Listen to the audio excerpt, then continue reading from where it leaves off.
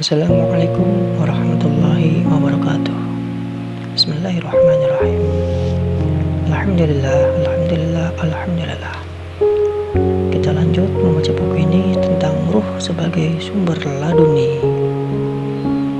Terminologi kata laduni terambil dari frasa min laduna ilman, ilmu dari sisi kami, pada surah Al-Kahfi ayat ke-65 yang terkait dengan kisah Nabi Khidir alaihissalam berikut. Bismillahirrahmanirrahim. Fawajada 'abdan min 'ibadina atainahu rahmatan min 'indina wa 'allamnahu min ladunna ilma. Yang artinya, lalu mereka bertemu dengan seorang hamba di antara hamba-hamba kami yang telah kami berikan kepadanya rahmat dari sisi kami, dan yang telah kami ajarkan kepadanya ilmu dari sisi kami. Ilmu dari sisi kami pada ayat di atas maksudnya petunjuk dari Allah langsung, tetapi masih dengan keterlibatan malaikat. Wallahu a'lam. Adapun peristiwa laduni yang langsung dari Allah tanpa keterlibatan malaikat ialah teladan dari Nabi Muhammad Rasulullah SAW ketika beliau bersama Sayyidina Abu Bakar radhiyallahu anhu bersembunyi dari kejaran kaum kafir Quraisy di Gua Thur. Persembunyian itu hampir saja diketahui oleh kafir Quraisy yang akan menangkap dan membunuh kedua beliau itu. Nabi SAW mendapat petunjuk Allah lalu menenangkan kegelisahan Sayyidina Abu Bakar radhiyallahu anhu dengan bersabda, "La takhfa wa la tahzan innallaha ma'ana." Artinya, janganlah kamu takut dan bersedih hati, sesungguhnya Allah ada bersama kita. Bismillahirrahmanirrahim. Illa tansuru faqad nasarahullah idza akhrajahu alladhina kafaru thaniya ithnain idza huma fil ghari idza yaqulu li sahibihi la tahzan innallaha ma'ana. Yang artinya, jikalau kamu tidak menolongnya Muhammad, maka sesungguhnya Allah telah menolongnya, yaitu ketika orang-orang kafir musyrikin Mekah mengeluarkannya dari Mekah, sedang dia salah seorang dari dua orang ketika keduanya berada dalam gua. Di waktu dia berkata kepada temannya, "Janganlah kamu berduka cita, sesungguhnya Allah berserta kita." Pengertian laduni secara sederhana ialah ilmu yang didapat tanpa upaya belajar dari seorang guru atau seorang ulama. Jadi laduni itu pengetahuan yang didapat bukan dari hasil membaca, melihat, mendengar, melainkan ilmu yang didapat dari Allah langsung, menggiurkan bukan.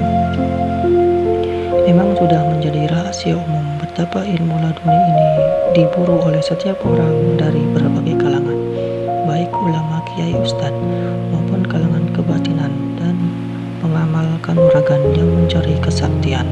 Ilmu laduni ini bagai mitos filosofer Stone-nya para ahli kimia yang mampu mengubah loyang menjadi emas. Memang sudah menjadi fakta betapa banyak mereka yang menyodorkan amalan ini itu pada umat dengan klaim mendapat ilmu tersebut secara laduni dari Nabi Khidir alaihissalam atau dari malaikat Jibril alaihissalam. Yakinlah itu semua dusta belaka. Sudah jelas malaikat Jibril alaihissalam tidak menyampaikan wahyu pada siapapun selain pada Khatamul Anbiya Nabi Muhammad Rasulullah SAW. Lagi pula Quran sudah tuntas diturunkan sempurna. Sudah jelas Nabi Khidir alaihissalam tidak akan sudi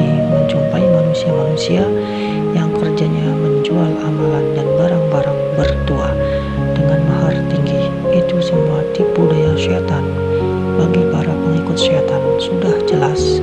Yang disebut laduni itu ilmu yang langsung dari Allah. Dikatakan laduni, masa kini tidak lagi melibatkan para malaikat karena kita ini bukan nabi, melainkan kita ini umat Nabi Muhammad Rasulullah SAW.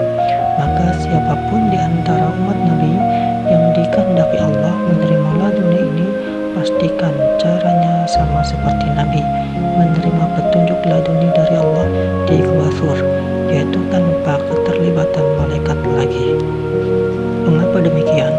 Ingat, malaikat Jibril alaihissalam itu hanya bertugas menyampaikan wahyu pada Nabi Muhammad SAW seorang, bukan pada kelas umat seperti kita. Inilah dasar argumentasi penetapan bahwa dalam peristiwa Gua Thur itu laduni yang diterima Nabi berbeda dengan laduni yang terjadi atas diri kelas umat, yaitu laduni pada kelas umat itu tanpa keterlibatan malaikat. Allahu a'lam. Akan tetapi tetap ada perbedaan petunjuk Allah atas diri Nabi dengan petunjuk Allah atas diri kelas umat seperti kita. Wahyu Allah pada diri Nabi masuk menjadi ayat dalam kitabullah Quran, sedangkan petunjuk laduni pada diri Nabi masuk menjadi bagian dari hadis. Adapun petunjuk laduni bagi kita kelas umat sifatnya bukan wahyu juga bukan hadis, melainkan petunjuk Allah yang derajatnya sekedar memperjelas makna hakiki kandungan Quran dan hadis, sama sekali tidak terkait dengan ilmu-ilmu kanuragan dan kebatinan. Pastikan itu, camkan itu. Seperti apa petunjuk laduni pada kita kelas umat? Kalangan arif billah sudah teramat mahfud tahu benar bahwa petunjuk dari Allah itu sifatnya la biharfin wala sautin wala musawirin, alias tidak berhuruf, tidak bersuara, dan tidak berbentuk. Mengapa demikian? Karena Allah berkalam, tidak dengan mulut, tidak menggunakan pita suara, dan Allah itu laisa kamitslihi syai'un, tidak sama dengan segala sesuatu yang berbentuk.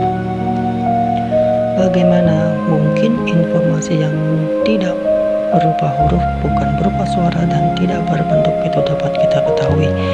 Sederhana saja, karena pada diri kita ini sudah sedia ada alat untuk menangkap informasi yang teramat misterius ini. Alat itu disebut hati. Inilah karunia Allah, semula jadi, sudah ada sejak kita diciptakan. Apakah hati Anda berbibir, berlidah, bergigi? Apakah hati Anda berkata-kata menggunakan bibir, lidah, hati, gigi, dan mengeluarkan suara seperti ketika berkata-kata secara lisan? Tidak, sama sekali tidak. Hati Anda sejak dahulu kala sudah berkata-kata dengan cara qadim, tidak berhuruf, tidak bersuara, dan tidak berbentuk. Hati Anda sejak dahulu kala sudah berkata-kata dengan cara qadim, karena hati Anda itulah perwujudan ruh alias zat Allah. Hanya zat Allah yang bisa sampai pada Allah. Hanya cahaya Allah yang bisa sampai pada Allah. Araftu Rabbi bi Rabbi. Wa an Abi Hurairah Abdurrahman bin Sahrir radhiyallahu anhu qala Rasulullah sallallahu alaihi wasallam, innallaha la yanzuru ila ajsamikum wala ila suwarikum walakin yanzuru ila qulubikum, yang artinya diriwayatkan dari Abu Hurairah Abdurrahman bin Syahrin radhiyallahu anhu. Rasulullah sallallahu alaihi wasallam bersabda, sesungguhnya Allah tidak melihat kepada tubuh kalian dan tidak pula kepada rupa kalian, tetapi Dia melihat kepada hati kalian. Hadis riwayat Muslim. Allah beryanduru ila qulubikum, lalu kita inni wajahtu, berjumpalah sudah kita dengan Allah. Allah memandang kepada hati kita, lalu kita pun menghadapkan diri hadir hati di dalam dan di luar ibadah. Berjumpalah sudah kita dengan Allah. Allah memandang hati, kita pun menghadapkan hati. Berpandang-pandanganlah sudah berpandang-pandangan berarti sudah berjumpa. Kalau sudah berjumpa mustahil tidak saling berkata-kata kita dengan Allah. Bagaimana hal keadaan komunikasi kita dengan Allah? Tentu tanpa huruf, tiada bersuara dan tidak berbentuk. Ada di dalam diam, didapat di dalam diam. Kiai Haji Undang Syirat. Nah, sekarang logis atau tidak bahwa hanya dengan diri kita yang qadim hati robbani ruh lah untuk bisa berkomunikasi dengan Allah, Rob yang maha qadim. Ya memang seperti itulah rasanya ketika terbukakan paham. Ada sensasi seperti ada sumbat yang mencelat terlepas dari diri, atau seperti ada ledakan dari dalam diri yang memecah tabir kegelapan selama ini. Selamat, alhamdulillah. Pertanyaan yang terbit selanjutnya, keadaan hati yang bagaimana yang dipandang Allah itu? Tentu hati yang tenang, jiwa yang tentram. Quran Surat Ar-Ra'd, Quran 13 ayat 28. Bagaimana meraih hati yang tenang itu, jiwa yang tentram itu, akan kita bahas mendalam pada subbab rukun qalbi sholat dan matematika ikhlas di belakang nanti insyaallah. Bagaimana kita memastikan petunjuk itu dari Allah atau bukan? Segala petunjuk memang bersumber dari Allah semata. Quran Surat Asy-Syam, Quran 91 ayat 8. Meskipun demikian, petunjuk Allah itu ada kalanya disampaikan pada kita. Catatan, tentu diam yang dimaksud di sini bukan diam jasad. Tentu diam yang dimaksud di sini bukan diam berhala seperti tapa berata, meditasi, maraga sukma dan sebagainya. Diam yang dimaksud di sini ialah diam pikiran dan perasaan sebagaimana rukun qalbi dalam setiap ibadah di Islam. Melalui perantara selainnya, secara umum ada 4 sumber petunjuk yang terbit di hati manusia, yaitu pertama, petunjuk dari Allah langsung. Ciri-cirinya berupa seruan. Wujud seruan ini teramat halus dan biasanya hanya terbit 1 kali, tidak berulang-ulang. Kedua, petunjuk Allah melalui perantara malaikat. Cirinya berupa pengingatan terkait ibadah syariat ketika kita lalai maupun peringatan akan adanya bahaya musibah yang mengancam. Petunjuk ini biasanya terbit berulang-ulang hingga kita menunaikannya. Yang ketiga, petunjuk Allah melalui perantara diri sendiri alias nafsu. Cirinya berupa lintasan gagasan baik maupun gagasan jahat. Di sini iman kita diuji. Keempat, petunjuk Allah melalui perantara iblis dan syaitan. Cirinya berupa bisikan yang sepertinya baik di awal, tetapi bila ditelusuri ujungnya pasti bertentangan dengan akidah dan syariah. Keempat petunjuk itu semuanya terbit di hati kita berupa lintasan pikiran maupun lintasan perasaan yang wujudnya seperti suara hati kita sendiri. Yang membedakan petunjuk itu langsung dari Allah atau dari iblis syaitan ialah dari sifat petunjuknya. Yang dari Allah berupa seruan, sedangkan yang dari iblis syaitan berupa bisikan. Catatan, jika Anda mengetikkan kata kunci membisikkan di pencarian ayat Quran, niscaya akan ditemukan 5 hasil pencarian yang semuanya terkait dengan hasutan setan, yaitu surat An-Nas ayat 5, surat Toha ayat 120, surat Al-An'am 112 dan 121, lalu surat Al-A'raf ayat 20. Nah, sebenarnya membedakan seruan dari bisikan di dalam hati itu memang tidak mudah, sebab keduanya terbit persis seolah-olah suara hati diri kita sendiri. Membedakannya seruan Allah atau bisikan setan pada hati memang sulit, tetapi bukan berarti tidak mungkin. Nabi Muhammad Rasulullah SAW sebagai teladan utama kita terbukti bisa membedakannya. Para arif billah juga bisa, sebab ulama itu pewaris kenabian.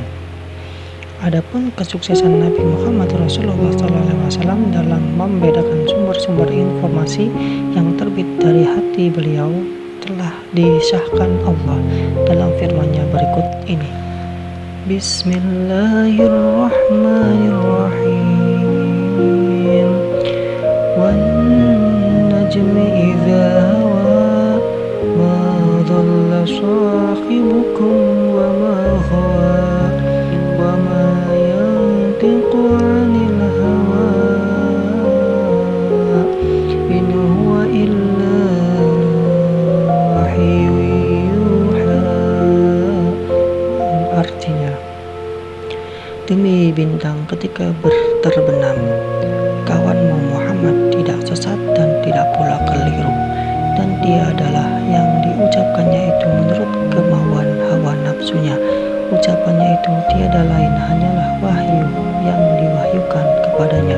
Quran Surat Al-Najm, Quran 53 ayat 3-4. Nabi diutus untuk menjadi teladan bagi umatnya. Kita ini umat Nabi, maka segala teladan Nabi menjadi sunnah bagi kita umatnya, termasuk dalam hal kemahiran membedakan informasi seruan Allah pada hati dengan informasi dari selainnya. Membedakan seruan Allah dari bisikan syaitan pada hati memang sulit, tetapi bukan berarti tidak mungkin. Hanya ada satu cara untuk mengetahuinya, yaitu dengan riyadhah, berlatih sungguh-sungguh dan terus-menerus. Riyadhah dalam hal mengenali suara hati ini artinya membiasakan diri mencermati dan membuktikan sendiri benar tidaknya informasi yang terbit di hati itu.